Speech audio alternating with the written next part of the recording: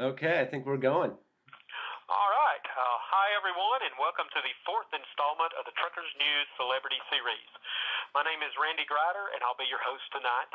I am the editor of Truckers News, and it is with great pleasure to introduce our guest tonight for our Celebrity Series, Sean Casey. Sean is a professional tornado chaser and IMAX filmmaker who was a star of the Discovery Channel series Storm Chasers and creator of the IMAX film Tornado Alley. Before we get started, I'd like to take a moment and thank our great sponsor, Chevron Dello, for making this series possible. And a reminder to our audience, thank you for participating with us tonight, and make sure you click the play button on the right side of the Celebrity Series page to participate in the live chat. When you ask questions, give us your first name and city so that we can give you a shout out. Sean, welcome. Yeah, well, thank you. Now, kind of give us just a little background. You're located on the West Coast, and you think you said in Sonoma. Is that correct? Yeah, I actually grew up in Los Angeles, and we just moved up to the Bay Area, kind of North Bay Area, January 12th. So got out of LA and now kind of living a more rural life. Okay. Now, I've read somewhere that I think your dad was into the IMAX filmmaking before you. Is that correct? Yeah, yeah. And so I, then you got into IMAX filmmaking, and can you give us a little little history? resume of what you'd done before you got into Yeah. the latest? Yeah, my father, he was an IMAX filmmaker, and so, at an early age, he would take the entire family on location if he was going to be gone for a while. So, even at an early age, 11, 12, I was kind of hanging out in really cool places, kind of seeing, what the operation was in making these IMAX films. Even though I was 11 or 12, I still had a job. It was usually to guard the cases that the film equipment would come in. Right. And then as I got older, I mean, that kind of imprinted upon me is that's what you do in life. You take this large IMAX camera, you go to interesting places and film cool stuff. So as I got older, I started doing different jobs. We did an IMAX film called Ring of Fire. Uh, and I had graduated from instead of guarding the cases to carrying the cases. And then when I was about 20, 21, we did an IMAX film on great white sharks.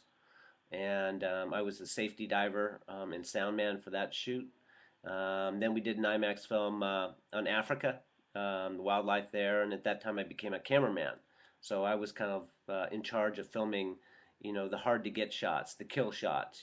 So they would leave me somewhere for a while with food and I would film, say, the lions taking down the zebras or the crocodiles, predating on wildebeest. And then we did an IMAX film on Alaska, and then we did a film on animals that migrate, and then we did a film called Forces of Nature. And Forces of Nature covered three subjects: earthquakes, volcanoes, and then tornadoes. And during that production, I just fell completely head over heels in love with chasing the weather. So when that film was done, I wanted to do an IMAX film just on tornadoes. And then, of course, if you're going to spend all that energy and time in the field, why not build a platform, a vehicle that you could film from and really get exceptional footage in a very exceptional format, the IMAX format. Right. Now, once you got your interest in this was going to be kind of your project. You really want to do tornadoes, and how long of a project till it came to fruition with Tornado Alley? Was this a year project or was No, it? no, it took 8 years. Oh wow. Yeah, 8 years. Yeah. I thought it would, when I started building the first TIV, I thought this whole project would take maybe 4 years tops.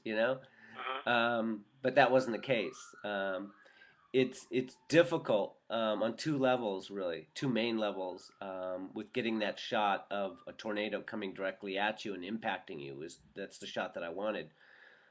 One, it's very hard to get to that perfect place and have that perfect tornado, one that's not too weak and one that's not too strong, coming directly at you. And then secondly, it was kind of getting used to that idea.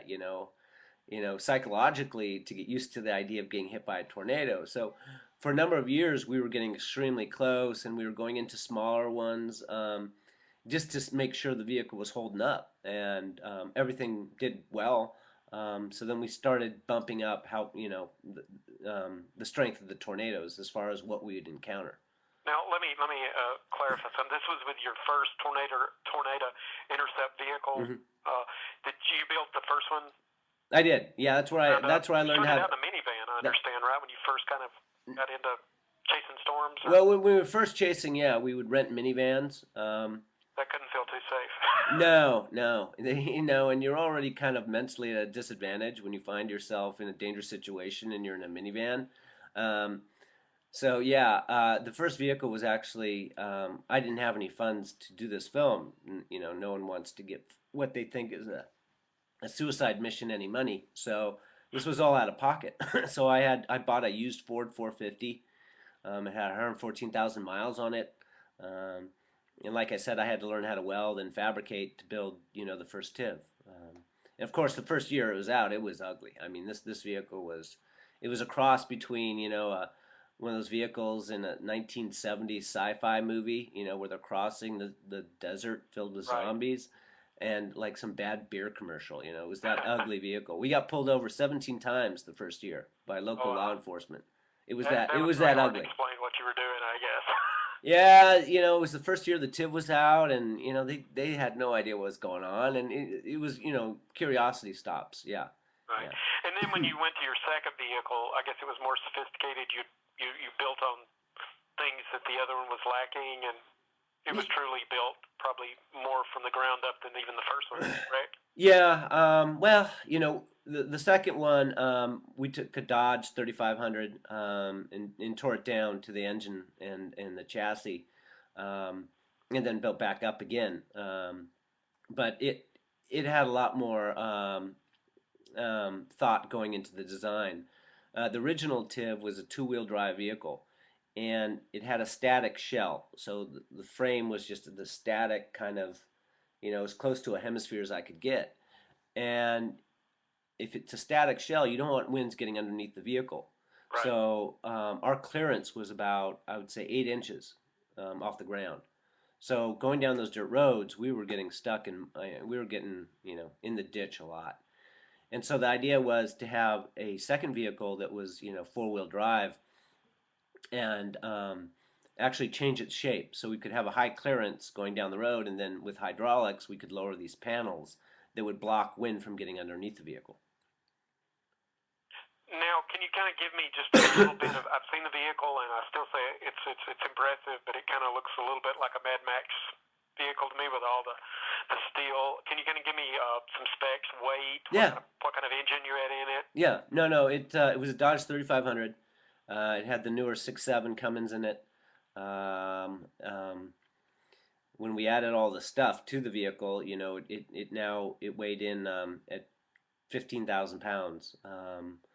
And a lot of that weight is the weight that we added to the walling around where the people are. It's actually 2 inches thick of 9 different layers of stuff. Um, so that's where most of the weight is. I mean, there's no weight around the engine compartment or those flaps that go down to block the winds. I mean, that's just aluminum. Just aluminum paneling. Right. But the real weight is around where the people are, because you don't want that 2x4 or that telephone pole to impact your vehicle and get through. Now, and I know your goal during filming Tornado Alley was to actually drive into a tornado. So, of what classification of a tornado, F0 through F5, did you feel comfortable that vehicle would stay on the ground? Well, you got varying degrees of comfort, right? I mean, you might see an EF1 or 2, and a normal car you'd probably survive in. When you get into that EF3 category, when you're getting in the 140 mile per hour winds, then of course normal vehicles are being lifted. And our vehicle has withstood up to about 150, 155 mile per hour winds, um, and it did fine. And I think of course we could probably take winds of up to 200 miles an hour. It's just when you reach those wind speeds, you get really nervous about what that tornado is picking up and what's downstream from you. So if you see, the grain silos, like this last year, we were approaching a tornado, and then all of a sudden the three grain silos in front of us just went up in the air. And then all of a sudden that was material that was, the sheeting I'm sure is fine, but I know they have some type of structure. And so when you see that, or you see large parts of trees, being torn out of the ground, you kind of back off because, even though we have armor, we have inch-and-a-half thick polycarb windows, you get a tree trunk that's moving at 150 miles per hour. I mean, that would probably go through our stuff. Right. Now, just back to the vehicle real quickly. What kind of creature comforts did you build into it? You guys who obviously are going to spend hours, maybe even days at some points, right? I kind of overlooked that whole part. Um, we've got cup holders now. We have rolls of duct tape that you use as cup holders. I guess that was neat going over these bumpy areas. I guess you probably got a lot of stuff spilled on you over the years. Well, we don't have AC. We don't have a radio in there. There's not a lot of comforts. We tried to maximize the room that we have with all our gear. So the AC unit for that vehicle was quite large. I mean, it seemed like it was about almost 3 feet long by 10 by 8. So it was just trying to make as much room as possible in there. And a couple of other little things. What's your maximum speed? Oh, the tip moves. I mean, that's 6.7 Cummins. We're zipping down the road doing normal speeds, and we weigh 15,000 pounds. Um, so, on a closed track, we could probably do 100, 110. Wow, that's pretty impressive. And Yeah. I guess, did you have any problems getting this thing since you built it yourself? Did you have a problem getting it registered for highway use or tagged out, or was that? um, well, Department of Transportation, they're pretty liberal as far as what goes down our highways. So of course the vehicle had to be less than 102 inches wide. The rear, the headlights have to be a certain height. The taillights, the mission is pretty much stock. It's stock emission.